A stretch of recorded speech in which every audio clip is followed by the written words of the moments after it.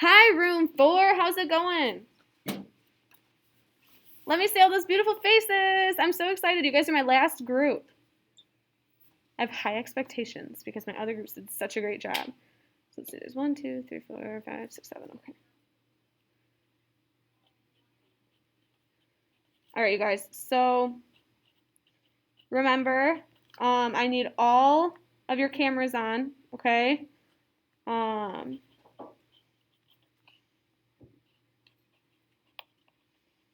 And I need all of you guys unmuted, right? And trust me, it helps. I had someone last group who didn't want to unmute.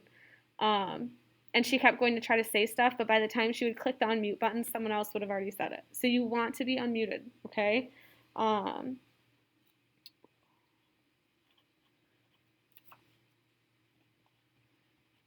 So you guys are talking about civil rights, okay? So you're trying to answer the question, was the civil rights movement a complete success?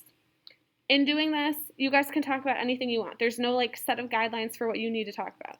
I talk about, African American rights, women's rights, minority rights.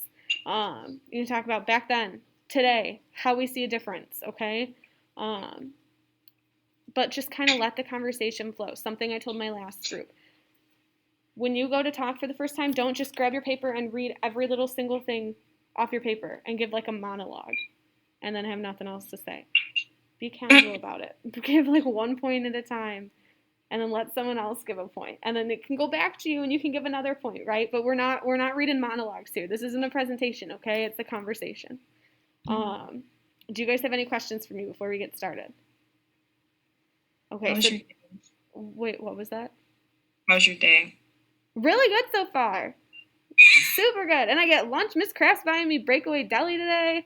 And then we're going out. I love that place. We're going out for half off appetizers after lunch too. So anyway, a little backwards order because appetizers are supposed to be first. But super excited. And she got me a really cute gift. Oh, I saw all your messages for those of you who wrote them. I teared up. You guys made me cry.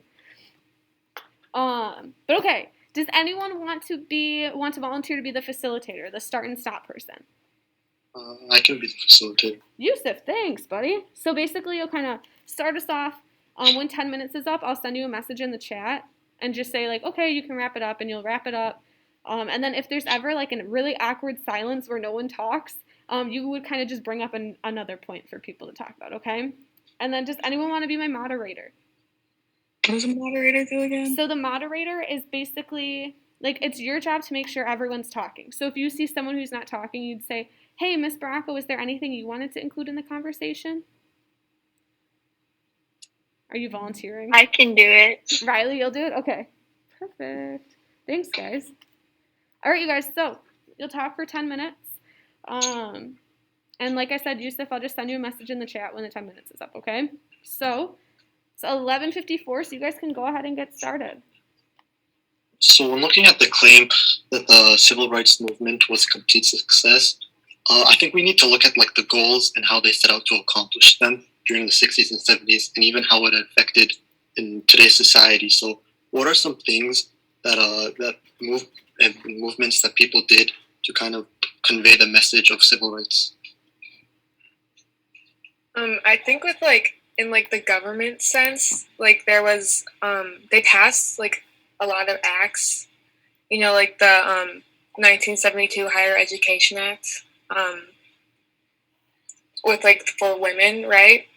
And so I think the government did do for certain things there was a lot of acts, but for maybe other things I feel like for the Hispanic activism part, there wasn't as many acts as there was for maybe African American groups and women. So yeah. Yeah, I guess one thing we saw was there were a lot of movements, especially with a lot of significant figures such as Martin Luther King Jr. and Malcolm X, and I guess everybody had their different approach. Martin Luther, he was very articulate. He promoted nonviolence, peaceful protest, while Malcolm X, took more of an aggressive approach. So, what do you guys think kind of benefited more, or which one kind of worked more in conveying the message? I think that it's primarily Martin Luther King, but it's a mixture of both. So initially, if you should always go for nonviolence, but there should always be an in kind of self defense. Like if there's violence being treated against you, then you have to fight back. But I think nonviolence conveys the message a lot better since it brings people to your side, and it's not just like, oh, we're coming to your house. If you don't agree, then it's gonna be bad. It's like, okay, we're marching across the cities and states, putting like our life on the line, and this is what we're doing it for. This is why we're doing it, and if you want to follow us, then go for it.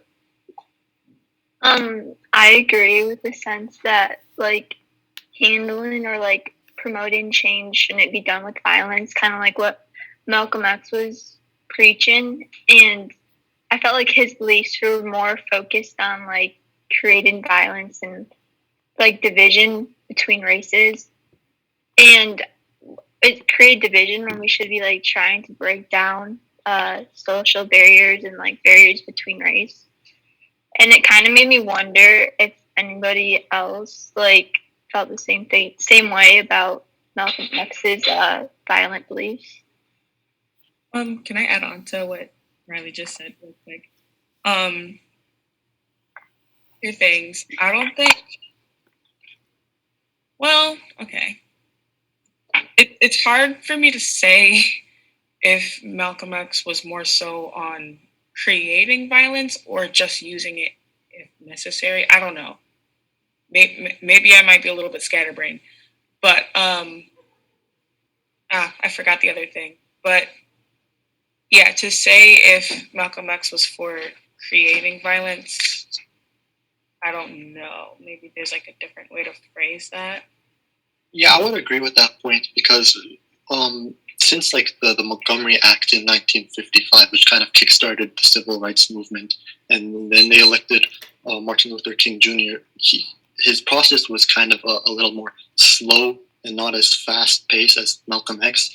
We saw that, around the 1960s, like mid 1960s and higher, a lot of people started shifting toward Malcolm X ideals because they've kind of given up on King's ideals of nonviolence and racial harmony because they thought there were no really, the white people weren't really going to act on that and agree with it. So they kind of needed to defend themselves in a more aggressive way to get their point across.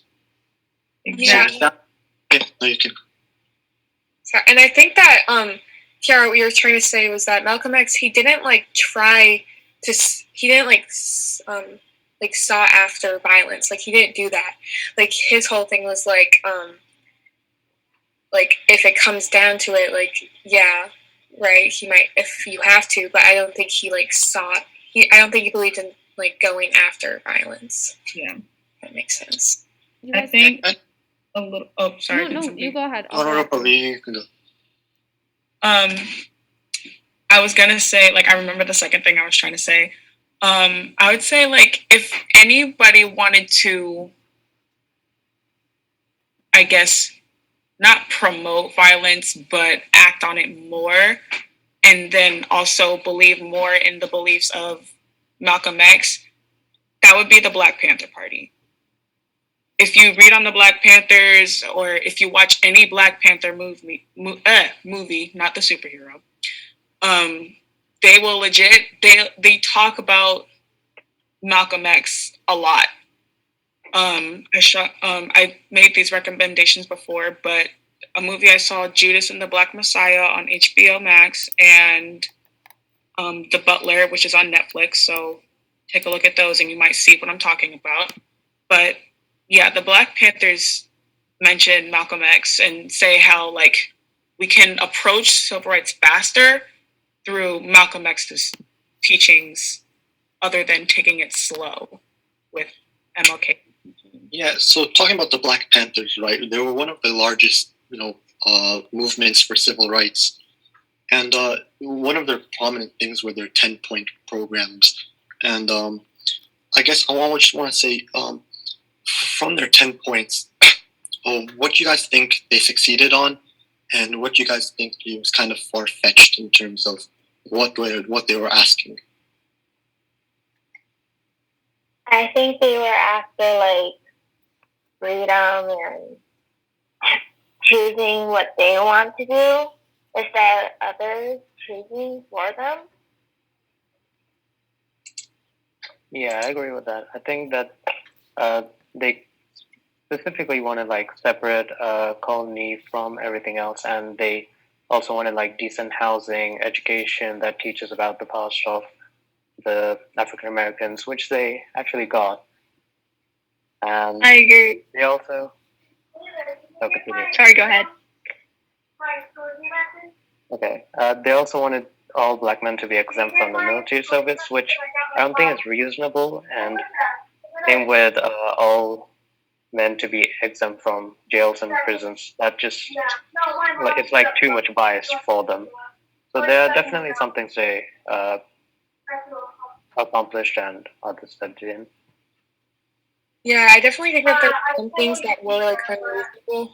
The whole like the thing of like creating a separate society, like I feel like that kind of gets rid of the whole idea of equal rights. Like it's separate, like it's going to be separate. Like I feel like that's like it doesn't go with the whole idea of equal rights. And I don't know. Do you guys think if like that was achieved, then that would have been like considered a success, or do you think it would have been like not a success? I mean, in terms of this 10 points, I guess it would be a success to the Black Panthers themselves because this is what they're asking for. But in terms of society, I kind of agree with what the other people were saying, as how some of these points aren't really like reasonable, such as all African Americans free from military service and released from jail and prison. So I wouldn't think that would be a success in terms of society. I have go ahead, Riley, and then I have a question after you. Go ahead. Okay. I agree with the idea. I feel like the 10-point rules and like what the Black Panthers wanted and what they were trying to promote was definitely like a better approach to like fighting or asking for what they wanted, I guess. And then I was also going to try to bring people into the conversation. Yeah. But you can say your questions, Braco. Okay, I'll ask my question and you can try to include people, okay? So it seems like you guys are basically saying, like when you were talking about, Martin Luther versus Malcolm X, you were talking about, which method kind of was the best to use to fight for rights. I want to know whether you guys were all giving your thoughts on it. Do you think it's the same today? Like, do you think the methods they used back then work today? Or do you think there's other things that we can do, other ways we can fight? Like, how do you guys think it relates to today's world? I mean, yeah. I was sorry.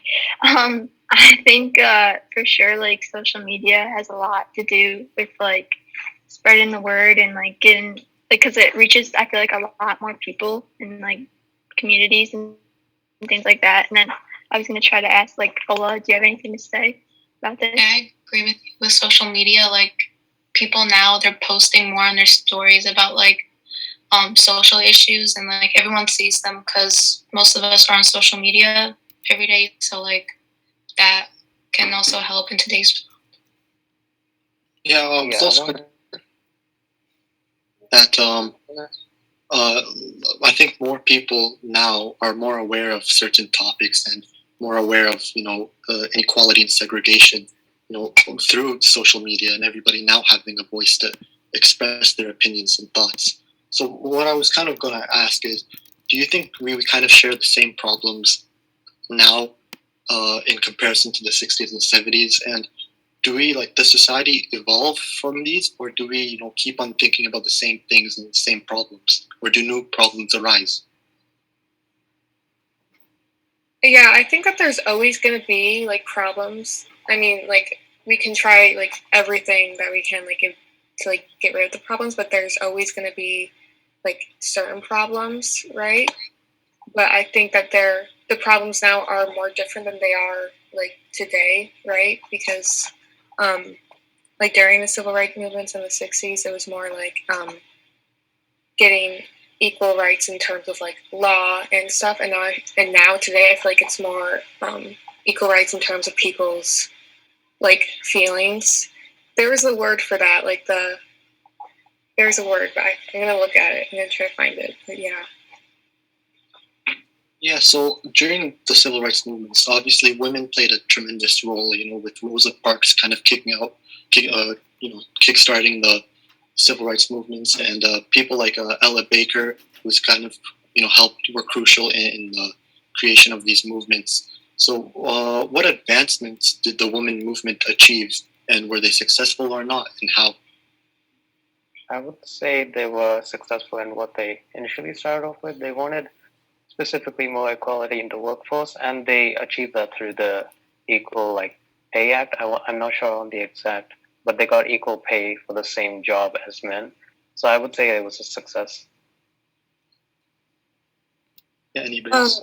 Yeah, I think. Well, I don't think it was. I think it was for the most part a success, but it wasn't like a complete success because, like, even today, like according to the Bureau of Labor Statistics data in 2020, last year, women's annual earnings were 82.3% of men's, and it's like even wider for women of color. And I think that just goes to show that it's not. It was a success because obviously stuff did happen and we are more equal, but like there is still a pay gap, and I think that kind of goes to show that it's not like complete success, maybe, but not a complete success. So kind of reverting back to the initial claim, personally, I would say that it wasn't a complete success, but I would say it kind of kickstarted the whole movement towards, even today's society and how we see police brutality and how we, respond to that, and a lot of other, acts of segregation. So I would say it's kind of the head of progression, kind of really progressed our society. So that's what I would say personally. I think you guys were really all on the same page where it was successful in many aspects, but it's not a complete success. And we see a continuation of the civil rights movement today. We know how we can spread awareness. We know now how all these people fought for their rights and how we can continue to fight for these rights that people deserve, right? So I think you guys are totally head on. It was successful, but not completely successful. Does anyone have any final thoughts you want to share? Go ahead, feel free. No? I don't. So you guys thinking? No? Okay. So you guys did an awesome job. Like, this is my little diagram that I did. So I'm really impressed with you guys. I really enjoyed the conversation. I really liked how you guys kept it flowing, switched from topic to topic. This is what a Harkness discussion is. So very nice job, you guys. I'm impressed. Okay. So I'm going to call everyone back to the main room, kind of wrap stuff up a little bit, explain a few things. Okay. So let's see. Oh, and thank you to Yusuf and Riley for being my moderator and facilitator. You guys did an awesome job. Thank you guys for volunteering. Okay. So let's close breakout rooms.